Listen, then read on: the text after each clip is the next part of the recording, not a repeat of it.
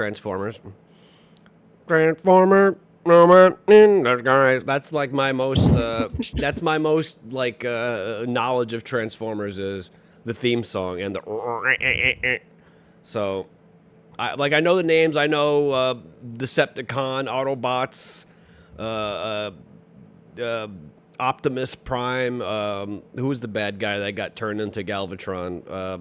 Megatron. Megatron, and then Unicron. I know Unicron because I once accidentally misspelled unicorn into Unicron, and then it didn't autocorrect me. So it's like, oh, Unicron's a word. So I looked it up, and then Unicron was. I was like, oh, okay. So like I've heard the term Unicron. So then I heard a bunch of like one of the songs, one of the tunes that played. What was it like halfway through the movie? I was like, wait a minute. I know somebody fucking sampled that shit. I remember that shit, and I think the opening song that I played was by a Brooklyn rapper named LP White. So you guys are allowed to like him, but he sampled. I'm pretty sure he sampled that in one of his songs, and I've been looking for it. That's why I was on his page, and I was like, oh my god, it's 4:01. I have to start. Can't be late. Come on, guys, give me credit. I haven't been late for stream in a very long time. And that's fair. That's fair. That's why I ain't giving you shit on about it right now. You get 2 late shows, and then I start giving you shit. Okay, You're not like anywhere near like Friday Night Tights level of late. I almost think that they do it on purpose at this point. Branding. Yes. I think I found it. Okay. Yeah, that soundtrack for that film is just fucking awesome. And smack dab in the middle of the movie, Weird Al Yankovic. Out of goddamn nowhere. You got all this rockin' 80s metal and synthesizer shit, and all of a sudden, dare to be stupid? What did I say? So you know, you told me a couple of streams ago that there's greater lore to just, you know, robots that can transform into cool looking cars and explosions and stuff. So Oh, yeah. it appears there is. I mean, they're a little bit on the nose with calling them like Decepticons, but That's one of the greatest jokes in the live-action Bumblebee film. What was it, like 2018 or some shit? I thought that was The a Bumblebee film with wasn't that a John TV? Cena in it. I thought that was a TV. No. I No, lost track of how the many movies there were. the Bumblebee film and Rise of the Beasts are not tied to the other 5 live-action films. They are a rebooted Standalone. universe. Oh, It's okay. they're not. They're if they made the 3rd one, they wouldn't be fully standalone. But you can separate them if you want. But those 2 are canonically together. But the other 5 movies, that's their own fucking thing. I don't really like those. I don't like talking about those. Those are the black sheep of the fucking Transformers. But that also got a shit ton of people into the fandom to begin with nowadays. So I take my wins where I can get them. All right, so this song, Painkillers, samples "Death of Optimus Prime." Okay, let me go see if that's the one. That Oh I'm no, thinking of. you spoiled something big! 40-something years later. Actually, this is the 40th anniversary of it. Yeah, I that's saw that. That's why because it that's was why posted. It was 35th. Yeah, that's why we watched it in the first place because I saw that on X. And then, this, the version we watched, was the 20th anniversary edition, which is the better version. It's got 2 discs in it. Oh. So nice. what's in the second 2 disc? discs, Sony! 2! All those commercials you were playing in the beginning? Bonus features. At first, I thought it was gonna be. I thought it was gonna watch it dubbed or or subbed because like the Japanese commercials were like Optimus Prime. Oh yeah. I figured I'd play the commercials that way, kill some time for other people to jump in. I missed it, and then I was went to look for it myself, and I couldn't find it anywhere except for rent or buy on YouTube or Prime, and I'm like, yeah, my hubby said like, well, it's $1.99 to rent it, and I'm just like, let me look a little bit more, and then I found somebody had the entire movie posted on Facebook, and I was just like. And then I sent her on a mission that she still hasn't. Which I failed. Yeah, but you know, there's no timetable. I mean, technically, away. God damn. Damn. There's a couch right there. I just threw him on the couch. It's not like It's like, I didn't assign Piker the man, but the cat. Here, Fishie, I'm gonna send you. You don't have to listen to the whole song, obviously. I'm just gonna send you the timestamp in which this link that I'm sending you. It's at go skip to the 5-minute mark, and that's when it starts. The chample of the thing that I heard in the thing. Wow, real descriptive language, Joey. I know. you had a stroke mid. Well, I'm trying to do like 4 different things at once. I got like 6 alerts. I'm trying to check things. I'm going back to the stream to make sure you guys didn't say anything cool that I could highlight. Here, Leslie, you're getting another Bumblebee. This is truly a goal of mine to have a semi-painted as Optimus Prime as a big rig and just parked in my yard for all to enjoy. That would give Fishie an orgasm. Draw people just to come by and drive past your house and look at it. Mm-hmm. Yeah, Every vehicle I have has an Autobot emblem on it. Even as soon as Dad died, I went out, replaced the vanity plate with an Autobot symbol, and I got an Autobot symbol on the tailgate too. This fucking cat. You can't possibly want to eat more, bro. You can't possibly want to eat more. What do you got? Flurkin from Marvel. You don't have a cat, you have a fucking Flurkin. Little octopus mouth cat. He's sitting under my table on my subwoofer now.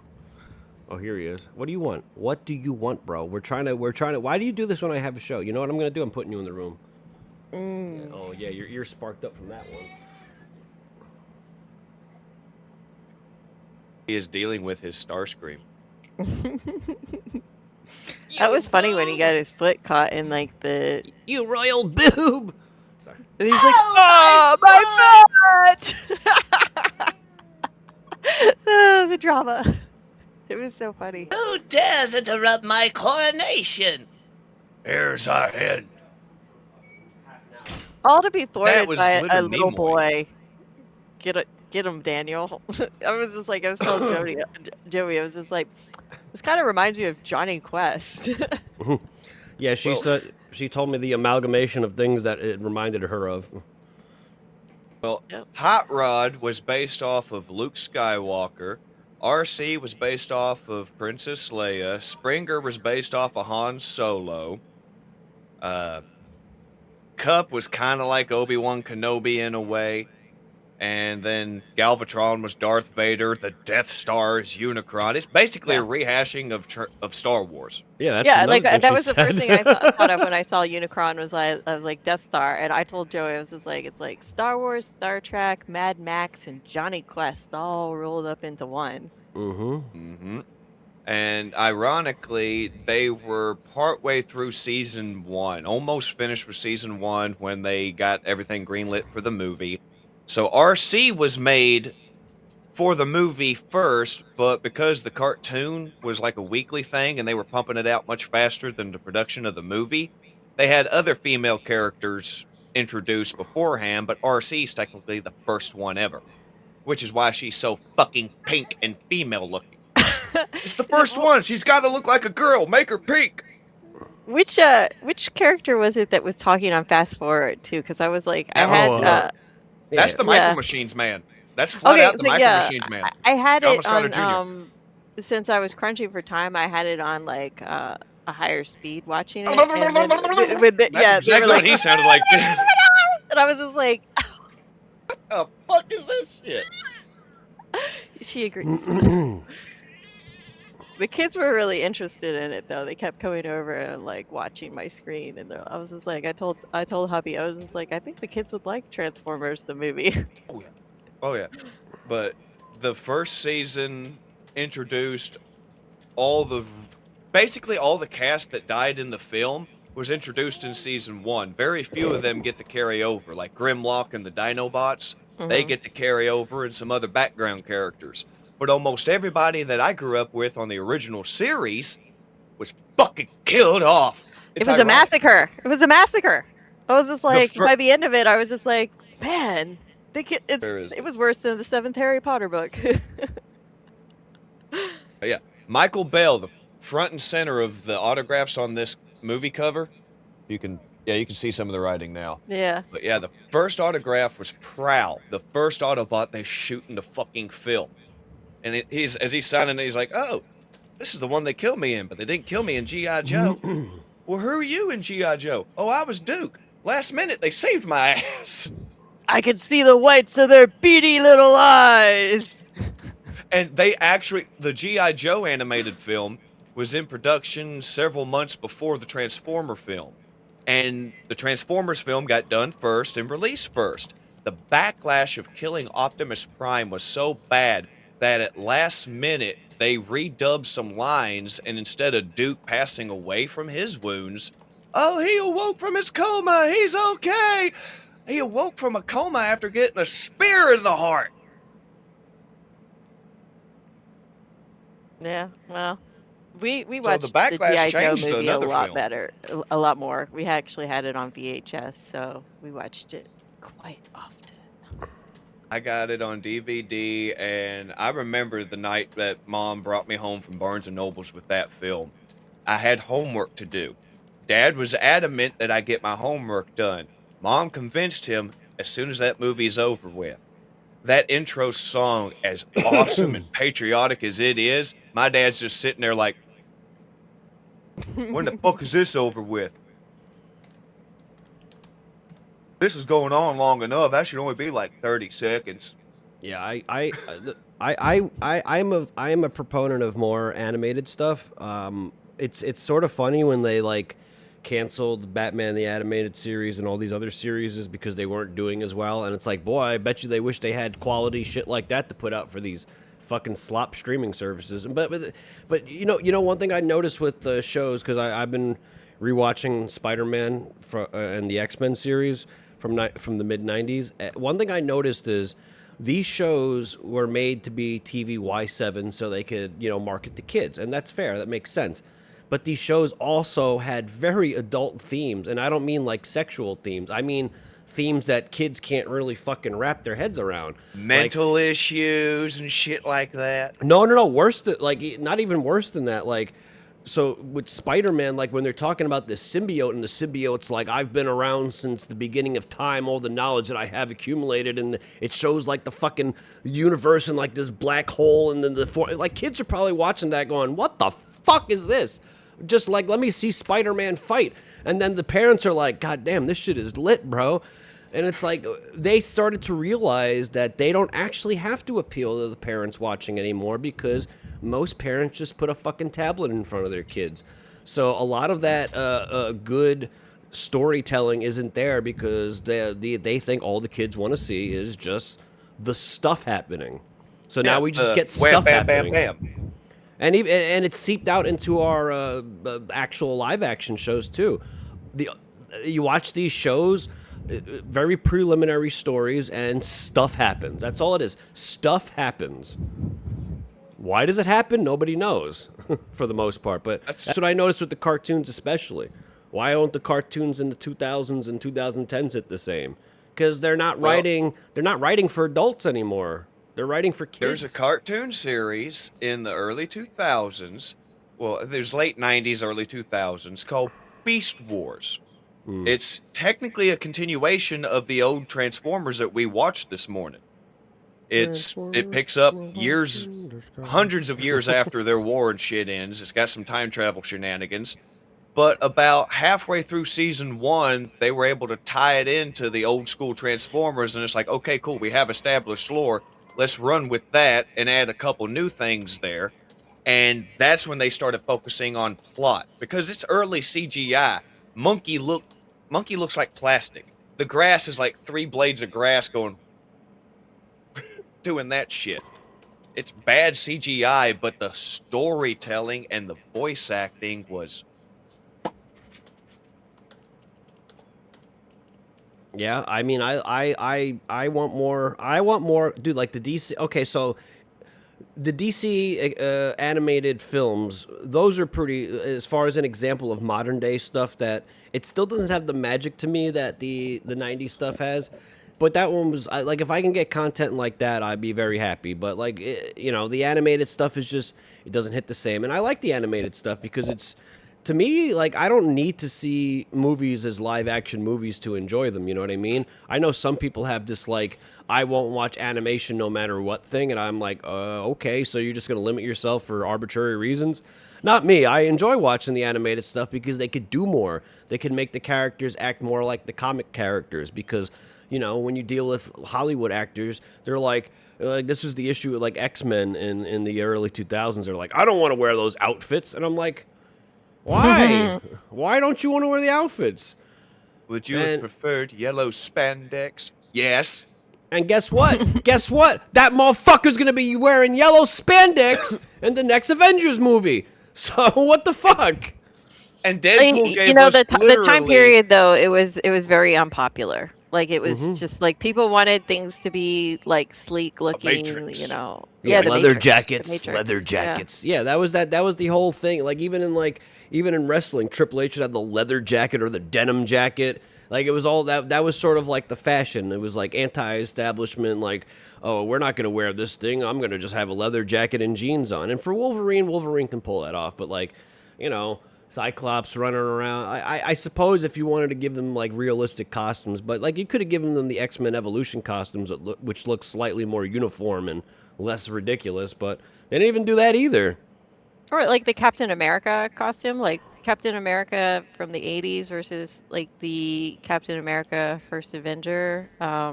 His costume was pretty like period accurate That's as a good well question. as yeah. It's a good question I for like the Fishie. colors, like it was muted and stuff. Fishie, this is I a know good some question people for like you. the bright colors, but What the heck? The question that I'm highlighting, the fish. Wait, go up here, bro. Who? I'm coming. Hold on. CH2 Action News says, I'll read it to you, buddy. He says, I only want to know who is going to take the Ninja Turtles in, Marvel or DC. Ugh. Hopefully not either. Hey, Thanos, Jerry. How's it going? Hope you're feeling better than yesterday. Comic-wise, IDW has the comic rights to the Ninja Turtles. It's like the only fucking series they have they can make money on because IDW ruins every goddamn thing they fucking touch. Yes, sicky shitty gov. That's what happened. Keep going. Other than that, I think Ninja Turtles is... I don't know who owns Ninja Turtles, honestly. Lover Dose says the last superhero movie I saw, I think George Clooney was Batman, so 30 years ago. ooh. Bat But nipples. the God, soundtrack you was hate really good for yourself. that movie. The soundtrack was really good for that movie. That's And, like, cold, man. Flaming Lips, you can buy expensive cars and live on Mars and have it your way. Love that song. Oh my goodness. Motley said she enjoyed Beast Wars. Beast Wars is just... Welcome in CH2 Action News. You can catch him and Leslie on the Whiskey And Capitalist on Motley. Tuesdays, right? Yes, Tuesdays, I believe. Motley. Well, you- Gary you- Chalk, the the voice show of is not just Optimus- Tuesdays, but if you want to catch Leslie on it, it's Tuesdays. I think. Please, if I'm wrong, please shame me publicly. Wasn't a huge Turtles fan. Justin. Yeah, I never got into the Ninja Turtles either. I don't really know much about the Ninja Turtles other than the fact that they eat pizza. The Michael Bay Ninja Turtles was... Well, considering what he did to my Transformers, when I rented the... Sorry. You're good. When I rented the first Ninja Turtles movies, yeah, I rented it on DVD. I rented that fucker. I saw rented Teenage Mutant Ninja Turtles 3 in the theater. I don't remember if I didn't see any Ninja Turtle film. In I remember theaters, 'cause watching the good Angry ones Video- were made when I was like this. I remember watching the Angry Video Game Nerds review of the Ninja Turtles, and yeah, that was like my best friend from elementary school. She and I saw Teenage Mutant Ninja Turtles 3 in the theater and Super Mario Brothers. So Evening, Yankee. yeah. And then it was funny Dude. because like when Super Mario Brothers came out, like the one like 3 years ago, she happened to come down to Georgia and visit me, and we went to the Georgia? theater and saw it together. So we saw Super Mario Brothers in the 90s together at the theater, and then Super Mario Brothers like a couple years ago in the theater together. Like, That's friendship. super. That Mario movie was fucking. It was one of those it's so bad it's good type movies. yeah, and like the little stroking heads and like Dennis Mhm. Hopper. It's like You I know, had such a crush on John Leguizamo after watching that movie. I think I was like in 5th grade. John Leguizamo, a damn good fucking actor. Mhm. He's like Mark Hamill. You are Yes. talented. Shut Shut the up. fuck Yeah, and up. then him being like, "Oh, like Super Mario Brothers needs to have Latinos," and I'm like, "You mean Italians?" This is like, what with like you were cast in this movie and you got an opportunity and you're not Italian, but they cast you anyways. And it's just like, Mario come on, is dude. Italian, has a Mexican name, jumps like a black man, grabs coins like a Jew who is broke, which is a horrible concept in their eyes, and is really fucking short and yet can pull off women twice his height. What There's what Marios in culture other is he countries actually going though. to be? He'd be Japanese. Yeah, one of my favorite footballers, as they say in Europe, his was named Mario, and he was German. And then there's Mario Mar, the Eurasian Thai actor, and he's part German, part Thai. So there's some Marios all over the place. All the Mario games have kind of been ruined for me by one YouTuber I used to watch until Mm. I found out that that's why he got kicked out of the gaming group he was with. He started sexting minors on Snapchat. So, yeah, and his character in Gmod and all their videos was Mario, but Mario had a alternate identity of Pablo, and he was not a nice man. He touched children. And then lo and behold, the guy who was behind the character actually was trying to get kids. So, yeah, it's fucked up. Mario's been slightly stained for me because of that shit. Because I always think of Pablo. It's funny how people can ruin something. Yeah, I like try Mark not Hamill to. has ruined several of his own performances for me. I try not to The only let thing that. that he's perfect on is Joker. Oh, I was just thinking about that. I'm trying not to. Sorry, talk to talk to Texas not listening to you.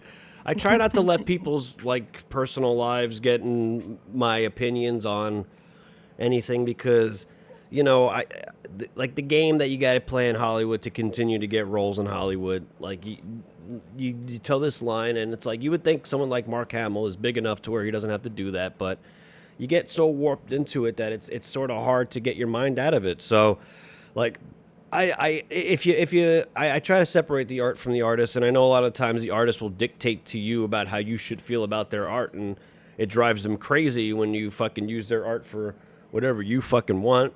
But I don't know. Like I don't idolize a celebrity. I'm not saying you guys do, but I'm saying I don't idolize celebrities. I don't see them as any different than myself. In fact, I see myself better than most celebrities because I've come to understand in like the last 2 years that a lot of the things that we do in life, you could, for example, I'll use underground hip hop as an example because that's what I know. I'm sure Fishie can come up with examples for metal or, other types of rock music. But some of the best people at the craft of like hip hop are not even remotely fucking famous. They're not mainstream. They're not what the record labels push. So I know that being great at something is sometimes not enough to get somewhere. Being in the right situation, having luck bounce your way, having the right person see what you're doing. So this is where being, consistent and disciplined come in.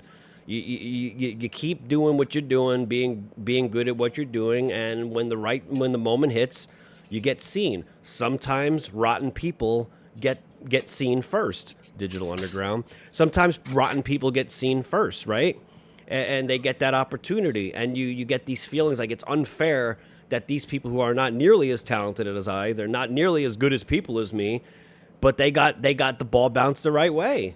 So sometimes that I've learned that like a lot of these people, there's nothing that really separates them as being a caliber of human being, except for the fact that they were in a right situation at a right time, and they got seen by the right people. For example, like Eminem, how long would Eminem have toiled on the underground scene if Dr. Dre didn't discover him?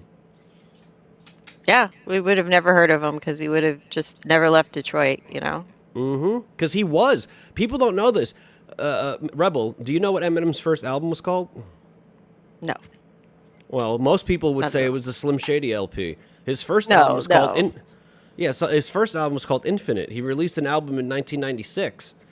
Nobody knows about this fucking album unless you go to YouTube and listen to it. It was this like gritty underground shit, and it was really good, but it wasn't what he became. He got discovered because Dr. Dre heard it and said, "I can do something with this." But if Dr. Dre Now, didn't I can't discover him, remember. how long would he I toil on the underground for? He might not be the exactly. same Eminem as we know. He might have still made it, but he might not have become the global superstar that he became because Dr. Dre at the time was a global superstar. Well, not global, but a big star, and he was able to give Eminem that platform. Yeah. Like I was I reading about was like too Blink 182, like their big album was their second album, and the same with No Doubt, that was their second album. And you ask people like, well, what was the name of their first album, and people wouldn't know. I think one of them was called, I think it was Cheshire Cat, but I can't 100% sure remember. And everyone Alice like Cooper's. like people would Go be ahead. like, oh, their first album was the greatest. It was, before they sold out. Leslie Alice says, Cooper's first album is not Love It to Death. That's the first popular album that gets airtime and shit. Their first album was Pretty for You, and it sucked ass. His first two albums suck. I don't acknowledge them. Leslie But says, I used to bartend, seen so many good bands that never got their shot. Exactly. And Hmm. there's another top hip hop act, Mobb Deep. A lot of people think their first album was the infamous. Nope, Juvenile Hell. They came out with an album when they were like 17. The shit was garbage, but it doesn't matter because like they got their opportunity. You know what I mean? Like everyone grinds. There's a lot they of got people their that are foot in the really door. everyone grinds. There's a lot of people that are really good at what they do, but at the end of the day, a lot of people who make it they make it because the right person saw it. So this is my advice to people about being consistent, making sure you have making sure you're your best when you're out there performing. You know, you get a lot of people, even in like the streaming verse, they get frustrated. Maybe they start their show and, everyone that's normally there isn't there. And they're just like, oh my God. Like I've done that a few times before and I've tried to scale back on it. But like a lot of people start like saying shit, they're acting out of pocket and getting really emotional, not putting their best foot forward. You don't want to put your best foot, you got to put your best foot forward. You got to be consistent. And, when that opportunity gets there, you got to be able to snatch it. That's what separates the greats from the very goods is the greats know when to snatch that opportunity. So for the most Well, part, there the really way isn't anything to me that separates these exceptional people from me other than opportunity. And that doesn't mean like, I'm not saying I'm owed an opportunity. It means that the ball hasn't bounced my way yet for me to get that opportunity. But if it does, I'm going to fucking take that shit. Well, because you know sometimes the what it ball looks like. bounces at you too, and you are just like hold back, or like just think, well, maybe not, or something like that. Like I knew a band that was like great, and people like knew them as like the band's band. Like all the sorts of musicians that were famous loved them, and like would always drag them on tour with them. And then they did get an offer from a record deal, but then they were like, no, man, we like being independent. And so they declined it. And then I don't know, maybe a year or so later they broke up, and that was the end. Like, well, they went on hiatus, and then they never got back together. And then that was the end. But it was like they were really talented. They had a couple CDs, and they never signed, and then they missed their one opportunity. Can, Like can I one opportunity. can I tell you more about what Eminem Volbeat is a Pokemon? That is true. It is a Pokemon. Can I tell you more about Eminem before he met Dr. Dre? You know what Eminem was doing to get interest for his shows? He would lie, and Working this at is where. Subway. Do you guys know? Do you do you guys? I don't. Was Subway even a fucking restaurant in the early? I don't even know. But Yeah. I don't even. Again, I only knew Subway because Jared Fogle and his pedophilic commercials. But that South Park episode, by the way, I Have completely you ironic. not seen Happy Gilmore? But so Eminem, this is what. So Eminem had beef with Insane Clown Posse, and there's a reason why he had beef with Insane Clown Posse, because when Eminem, because they were all in that Detroit area, the 8 Mile area. So when Eminem was trying to gain notoriety locally, what he started to do is he was sending out like posters saying he was going to have Kid Rock and Insane Clown Posse at his shows just to get people to come. And when the people came and they weren't there, they didn't care because Eminem was skilled enough. Well, obviously, Insane Clown Posse and Kid Rock weren't very happy with that shit. That he's basically using them to get notoriety. So that caused the beef. And then Eminem, obviously, he's a good battle rapper. So, he was able to gain notoriety from that. Dr. Dre discovers him, boom, Eminem's there. But, I would Eminem have made it if Dre didn't discover him? I think he would have made it, but it wouldn't be the same way. He would have just been another white rapper. And there's a lot of them. Fishie's like, I don't know what the fuck you're talking about. Well, you guys, it's just making me think of rap had its own rap, hip hop, whatever the fuck you want to call it. That style of music that you like, Joey. It had its own boom that my dad described of the shit he grew up with, like Neil Diamond, Lemon Pipers, Steppenwolf, all that shit from the late 60s, 70s to pushing 1980. Dad said all the stuff you hear today, all the famous bands, they overshadowed all the other insane talent that just got overshadowed by somebody who had a little bit more talent or knew the right people to get that publicity. I mean, you could even see it like just on this level of streaming, and I'm not going to bring up like any drama or anything, but you could see like how people interact with other people or other streamers when they're faced with the decision of what should I do to grow my channel versus what should I do to maintain a friendship versus what's the right thing. Like people, a lot of the times it's hard to make that decision, and a lot of the times people will. They won't choose one of those three choices at all. Instead, they'll choose inaction. The most two common choices that get made are inaction or they choose what's best for them. A lot of the times, it's hard for people to do the right thing. It's hard for people to recognize what is taking an opportunity versus what's hurting a friendship. And so a lot of the times, people will see these signs that they're disguised very similarly. These signs are very. It's almost like a good head fake in basketball, like very, very well disguised, like a good poker player, very good bluff. A lot of these signs look very similar, so it's hard to tell. So a lot of the times people they go with, I'm going to read this thing as this thing all the time.